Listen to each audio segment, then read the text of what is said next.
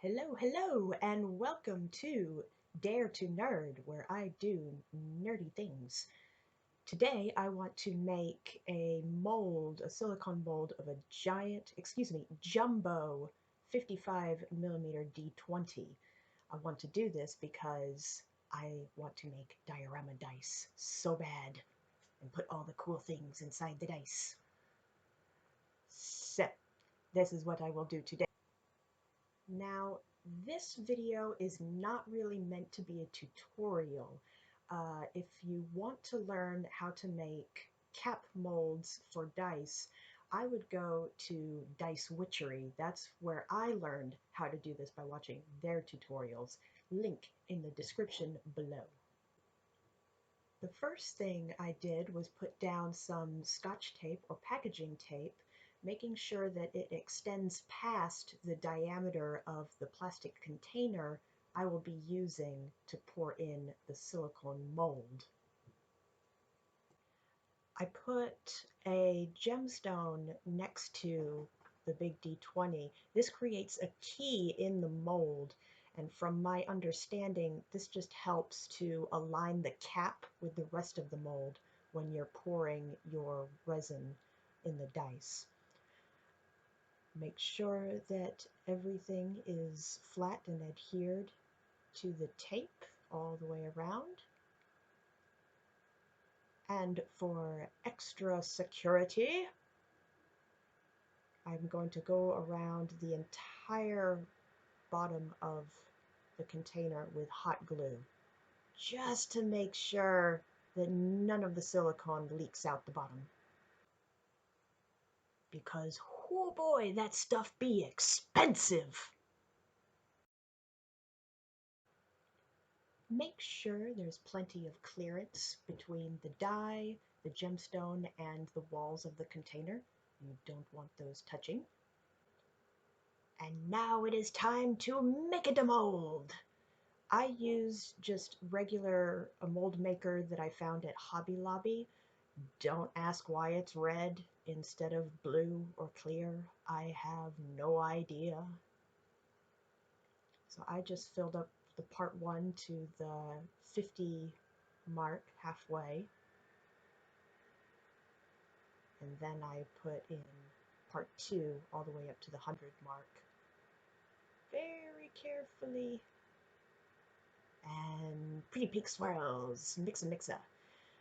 This part is sped up, but I actually mixed it very slowly because I was a little bit paranoid of bubbles. I know that's usually a problem with resin and not the mold, but it just had me paranoid. So I mixed very slowly and very thoroughly.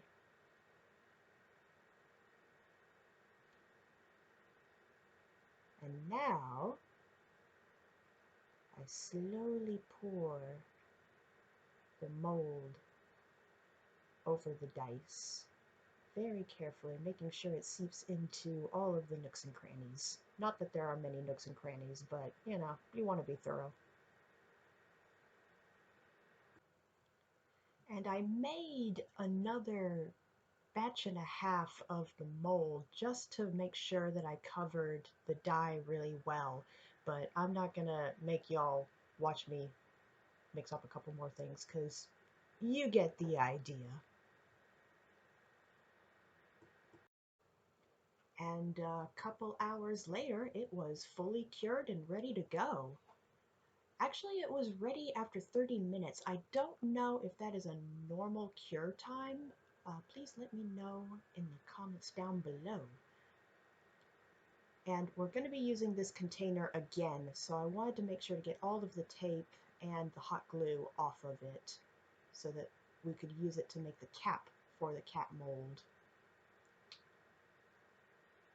I'm just very carefully loosening up the edges there. Of course, I forgot to put any kind of demolding agent or lubricant or Vaseline on the container itself.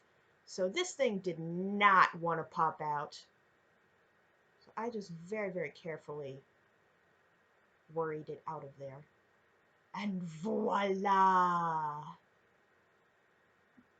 It needs a little bit of trimming, I'm going to be trimming this mold quite a bit, but that's okay. It doesn't need to look pretty, it just needs to work.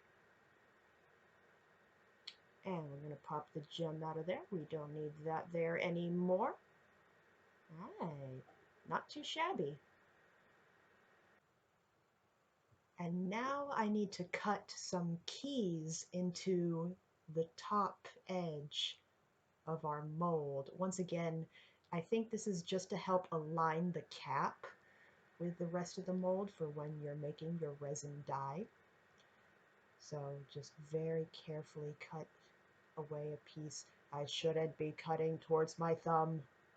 Cut away from the fingies. But yeah, just very carefully cutting, also not too deep because I don't want to hit the dye inside the mold itself. Come on. Pop out. Come on. There you go.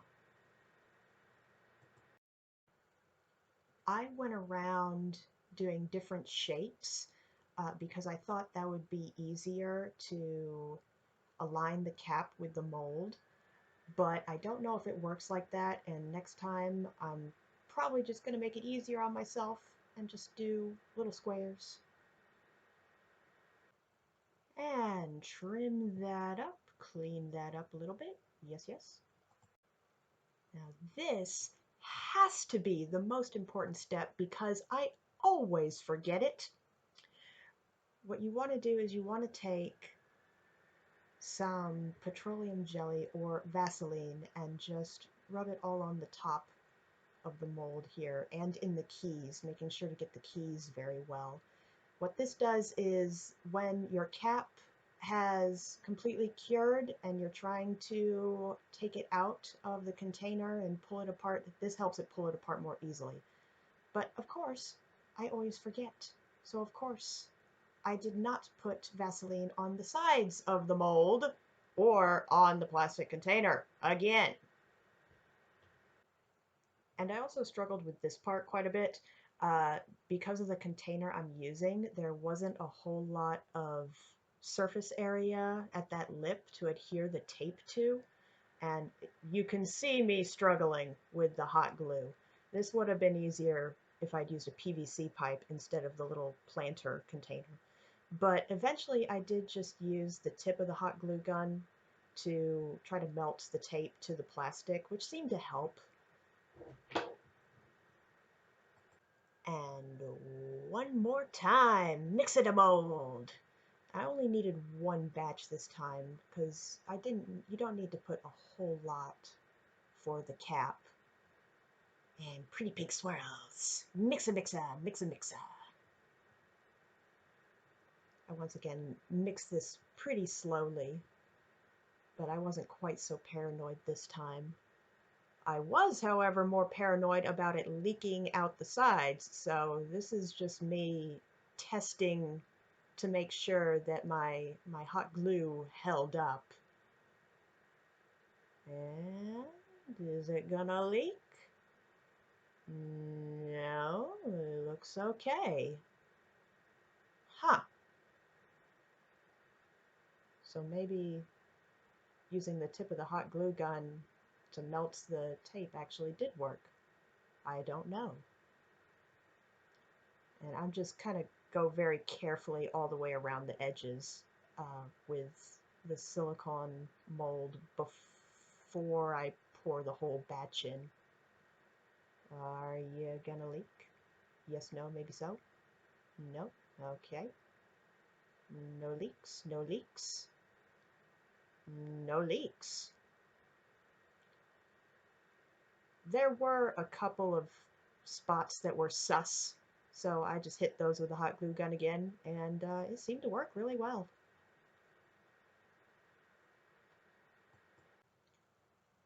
Not too long after, the cap was cured and ready to be released from its confines. Of course, I did forget to put any kind of Vaseline on the sides of the bottom of the mold or on the plastic. So it took a little while to pull the cap off. Eventually I did find the opening between the two layers and was able to slowly pull the cap away. I had to snip a couple of little excess pieces that had gone down the side of the container. But eventually it worked out. I like the number, looks really good and clear. Everything looks smooth.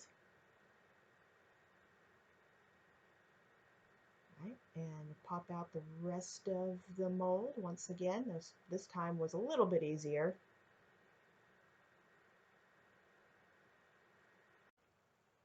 And now the moment of truth.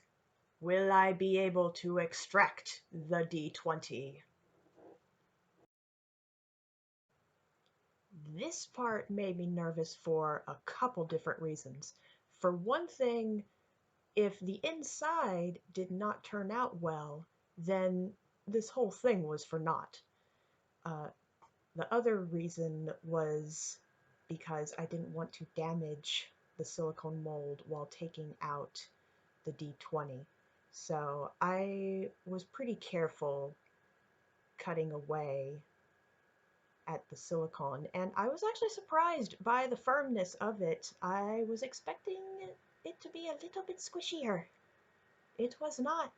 This seems to be a pretty high quality mold maker. I was pleasantly surprised. But it did make it a little bit more difficult to get the D20 out. I will say that.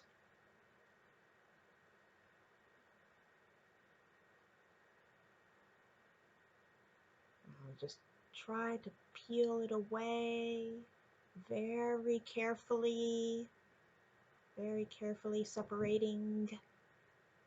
And are you gonna pop out? Maybe? Come on.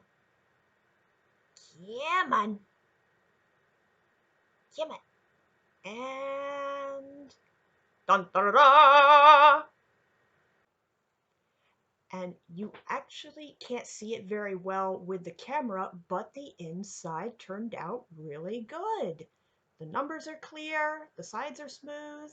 I'm so excited to use this to make dice. And the cap just pops back on there. Make sure everything is aligned. I'm probably going to trim it up a little bit more later, but you know, like I said, doesn't need to look pretty, just needs to work. So I call this project a success. Thank you so much for watching. Don't forget to leave a like and a comment, and I will see y'all for the next nerdy project. Bye!